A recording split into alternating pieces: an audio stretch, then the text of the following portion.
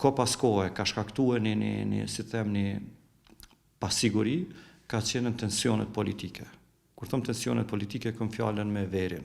Domethënë, këto, sa herë që ka pas një lëvizje në veri, domethënë këtu ka pasën gjithmonë të biznesit, çka po ndodh. Është shumë e rëndësishëm stabiliteti politik. Domethënë se kishim rastin e fundit mbyllja e rrugëve, domethënë ajo nuk ka qenë një pasqyrë e mirë për një investitor të huaj. Edhe na kemi rastin kur bizneset përkohësisht i kanë pezulluar, domethënë dërgimin e mallit ose lidhjen e ndonjë kontrate derisa situata të qetësohet. Domethënë këto na duhet me pas një stabilitet shumë të madh.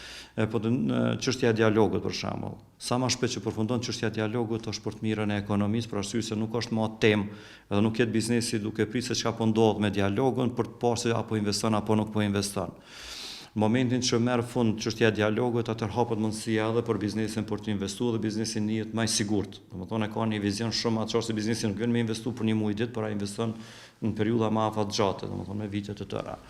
Kështu që këto kanë qenë ato sfidat më të mëdha.